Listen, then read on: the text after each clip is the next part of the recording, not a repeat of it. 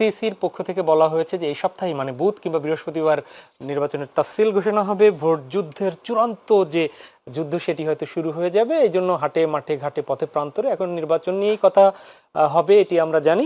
স্টুডিওতে উপস্থিত রয়েছেন ঠিক এই মুহূর্তে বাংলাদেশ সুপ্রিম কোর্টের সিনিয়র আইনজীবী barrister S M Shahriar Kabir. স্বাগত জানাচ্ছি আপনাকে। আমাদের সাথে যুক্ত হওয়ার কথা রয়েছেন বিএনপির vice chairman doctor Asaduzzaman Ripon. আমরা তিনি আসলেই তার সাথে কথা বলবো। তার আগে আমরা শাহরিয়ার কবির আপনার কাছ থেকে একটু শুরু করি। আমরা একটু প্রথমে জেনে নেই, সেটি হচ্ছে যে আলোচনায় আসছে বিভিন্নভাবে, এটি যদি আপনি স্বাচ্ছন্দ্য ফিল না করেন তাহলে হয়তো একটু ক্লিয়ার হওয়ার জন্য। যেমন আমরা কোনো দলীয় যখন কেউ আলোচনা করে তখন আমাদের দলকে তো ওন করে, কোনো আপনার সাথে যারা থাকেন তারা জিজ্ঞেস করেন অনেক সময় যে শাহরিয়ার কবির আসলে কি পরিচয় আসছেন, তিনি কি দলীয় পরিচয়ে, সুপ্রিম কোর্টের আইনজীবী পরিচয়ে, তার কি আর কোনো রাজনৈতিক পরিচয় আছে কিনা সেটি ক্লিয়ার হতে চান। দর্শকরাও এতদিনে হয়তো বুঝে ফেলেছেন যে আপনি কাকে অন করে কথা বলেন, তারপরে একটু আপনার মুখ থেকেই শুনতে চাই। ধন্যবাদ আপনাকে, আপনার মাধ্যমে আপনার টিভি সমস্ত দর্শকদেরকে সালাম এবং শুভেচ্ছা, এবং আপনাকে আসসালামু আলাইকুম রহমতুল্লাহ বরকাতুহু। ওয়ালাইকুম আসসালাম। একজন মানুষ হিসাবে প্রথম পরিচয় আমার, আমি বাংলাদেশি।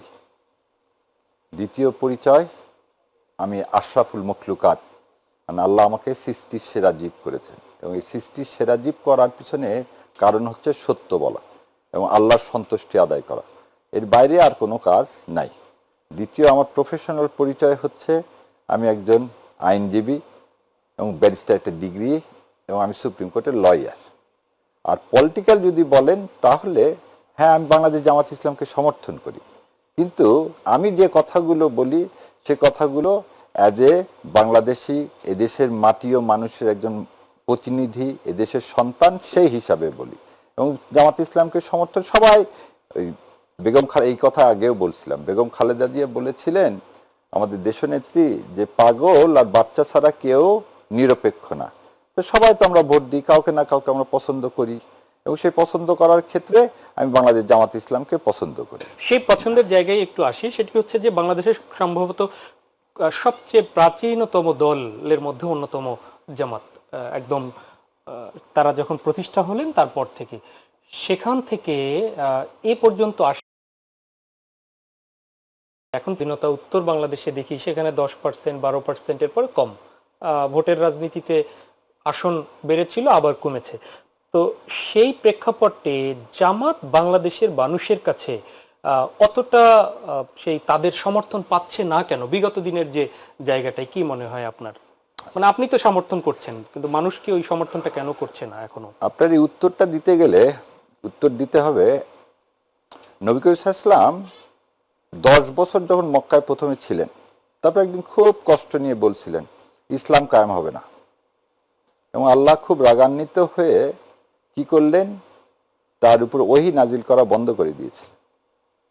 কিছুদিন পর যখন ওহী নাজিল হলো, তখন নবী করিম সাল্লাল্লাহু আলাইহি ওয়াসাল্লামকে বললেন যে কায়েম করার মালিককে, তুমি না আমি? তো বলছে আপনি আল্লাহ। তোমার নাম কি? রসুল। রসুল মানে কি? মেসেঞ্জার, তোমার বার্তা পৌঁছায় দেওয়া, আর কোনো কাজ না। এবং আল ইমরানে আল্লাহ সুবহানাহু ওয়া তাআলা বলতেছেন কি, ক্ষমতা দেওয়ার মালিক আমি, ক্ষমতা নেওয়ার মালিক আমি, সম্মান দেওয়ার মালিক আমি, সম্মান নেওয়ার মালিক আমি। মক্কা বিজয় হয়েছে, দেখেন, তারপর ওনাকে নিয়ে আসলো মদিনাতে, উনি মুকুটহীন সম্রাট হিসেবে আল্লাহ তাকে সেখানে কি করলেন, আমাদের সবার জন্য একটা উদাহরণ হিসেবে সৃষ্টি করলেন, ইসলামী রাষ্ট্র কেমন হওয়া উচিত। 1941 সালে যে দলটা প্রতিষ্ঠিত হয়েছিল সেই দলটার নাম ছিল জামাতে ইসলাম পাকিস্তান। আর 1981 সালে বাংলাদেশ জামাতে ইসলাম, বাংলাদেশের সংবিধান, বাংলাদেশের মুক্তিযুদ্ধ, এগুলোকে ধারণ করে এই দলের পদযাত্রা। আল্লাহ যখন মনে করবেন যে দলকে ক্ষমতায় নিয়ে আসার জন্য এই দল উপযুক্ত, তখন নিয়ে আসবেন।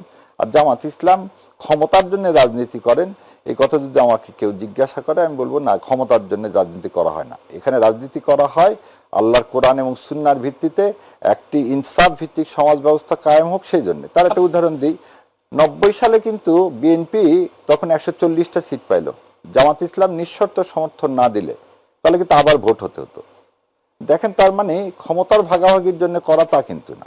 96 সালে আমরা জামাত ইসলাম বিএনপির বিরোধিতা করেছেন, এবং সেখানে কিন্তু 3টা মাত্র সিট পেয়েছেন। আল্লাহ যেটা যখন মনে করছেন জামাত ইসলামের প্রাপ্য সেটাই দিয়েছেন, কিন্তু তাই দিয়ে জামাত ইসলামকে আজকে মানে আজকে ক্ষমতায় যাবেন কি যাবেন না সেটাও আল্লাহর একমাত্র আল্লাহ সুবহানাহু ওয়া তাআলা জানেন কোনটা কার জন্য মঙ্গলজনক হবে।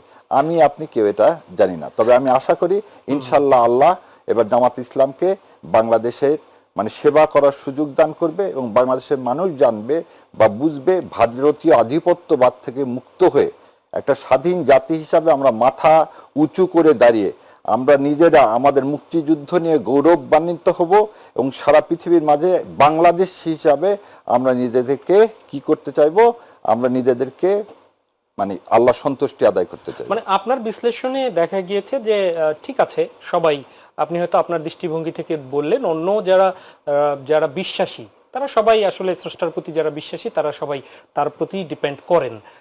সেখান থেকে আপনি কি মনে করছেন না যে ওই দলটির কর্মসূচি কিংবা কর্মপদ্ধতি যা আছে সেটিকে আপনি একদম সঠিক মনে করছেন? তাদের কর্মসূচিতে কোনো গ্যাপ ছিল না? আমরা মধ্যপ্রাচ্যের বা অন্যান্য জায়গায় একই সময়ে প্রতিষ্ঠিত ইসলামিক যে রেভলিউশনারি যে পার্টিগুলো দেখলাম তারা কিন্তু অনেকেই রাষ্ট্র পরিচালনার দায়িত্ব পেয়েছিল, বাট জামাতের ক্ষেত্রে সেটি হয়নি। আচ্ছা, আপনি একটা জিনিস দেখেন, ইখওয়ান বা ইসলামী ব্রাদারহুড, ইখওয়ান মুরসি ক্ষমতা পেলেন কতদিন পর? ক্ষমতা পেয়ে কিন্তু ওনাকে জনগণ নির্বাচিত করলে 1 বছরের বেশি উনি কি সেখানে ক্ষমতায় টিকতে পারেননি। ইখওয়ানের যদি আপনি ধরেন তাহলে 100 বছরের পুরাতন দল ইখওয়ান। আপনি আসেন এরদোগানের কথা, যদি টার্কির কথা বলেন, সেজন্য আমি এক কথায় আপনাকে উত্তর দিয়ে দিছি যে এখানে মানুষ কখন পছন্দ করবে কি করবে না, আমাদের 53 বছর, এই 53 বছরে ভোট হলো কতদিন? আপনি 3টা ভোট ছাড়া তো ভোটই হয়নি। মানুষ আপনাকে যে পছন্দ করবে 91, 96, 2001, এই 3টা ছাড়া তো ভোটই হলো না ভাই। তাহলে এই 3টা ভোট ছাড়া 53 বছরের 3টা ভোট ছাড়া তো জামাত ইসলাম বা অন্য কোনো দলকে স্বাধীনভাবে মানুষ দেখবে। গত 17 বছর তো মানুষের কাছ থেকে এই অধিকার হরণ করে নেওয়া হলো, তাই না? তাহলে সেই ক্ষেত্রে আজকে একটা ভোট হোক, সুষ্ঠুভাবে হোক, তাতে যদি আল্লাহ মনে করে যে জামাতে ইসলাম অবশ্যই যোগ্য তাহলে ভোট দিবেন, যদি মনে না করেন যে যোগ্য না তাহলে ভোট দিবেন না, এটা তো জনগণের ব্যাপার।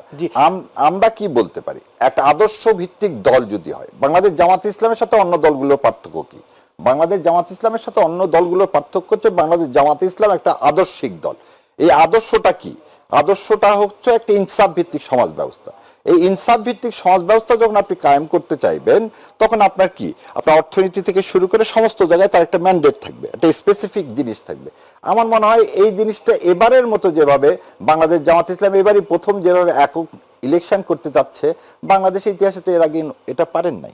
S M Shahriar Kabir, supreme কোর্টের আইনজীবী, তার কথা ইতিমধ্যে আমরা স্বাগত জানাচ্ছি।